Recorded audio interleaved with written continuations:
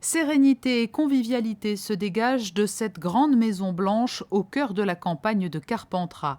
Ce lieu d'échange et de partage a accueilli plus de 550 personnes depuis son ouverture en juin 2010. La maison de vie, si chère au cœur de la princesse Stéphanie, est un havre de paix qui offre réconfort et soutien aux personnes vivant avec le VIH-Sida.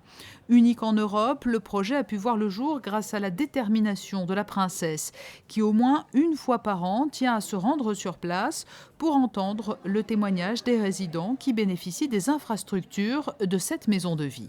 Je crois que la mission est plus qu'accomplie parce que, en parlant à certains résidents, ils me disent que c'est même leur médecin qui leur dit vous êtes fatigués, il n'y a plus qu'une solution, c'est la maison de vie. Donc pour moi, ça c'est le plus beau compliment, que même des médecins recommandent la maison de vie pour leurs patients, pour qu'ils aillent mieux. Et je crois qu'on a vraiment accompli notre mission avec toute l'équipe ici et Didier qui a fait un boulot extraordinaire.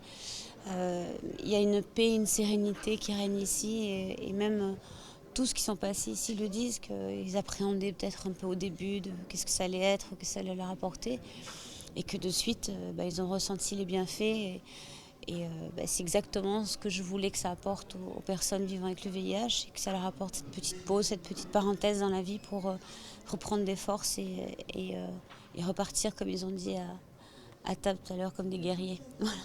Les résidents qui bien souvent sont victimes à l'extérieur de rejet ou discrimination trouvent à la maison de vie écoute, respect et attention. De nombreux ateliers leur garantissent une dizaine de jours de repos et créativité. Certains parlent même de renaissance. C'est un enrichissement en fait. De voir qu'en fait déjà à la base on n'est pas tout seul. Parce qu'on a beau le dire, mais tant qu'on n'a pas vécu la chose, on ne s'en rend pas vraiment compte. Et c'est toujours intéressant d'entendre le parcours de vie des autres. Ça m'a apporté déjà beaucoup de repos. Me dire que je viens dans un lieu où on est tous pareils et où on peut se livrer ou ne pas se livrer si on n'a pas envie. Donc l'échange est facile, quoi. Voilà, on ne subit pas le regard des autres. On ne se pose pas de questions. Et le fait de venir en famille, ça c'est un plus, hein ?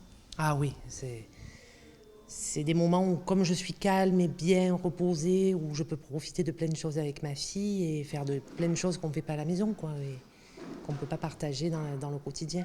Une équipe de professionnels composée de permanents mais aussi de bénévoles assure l'encadrement des résidents de la maison de vie. Les familles des personnes vivant avec le VIH-Sida sont donc elles aussi acceptées lors de ces séjours. L'occasion notamment pour les mamans séropositives de s'offrir des vacances alors qu'elles se trouvent souvent dans des conditions de vie très précaires. On est en phase avec l'évolution de la prise en charge de la personne séropositive. Il y a eu des très gros progrès au point de vue thérapeutique et on est à un moment clé où la prise en charge doit à la fois intégrer le parcours du soin et le parcours de vie. Et la maison de vie s'est intégrée dès le début dans cette problématique de l'articulation entre le parcours du soin et le parcours de vie. Un résident m'a dit une fois, ici, pour moi, c'est comme un souffle de vie. Ça, c'est important.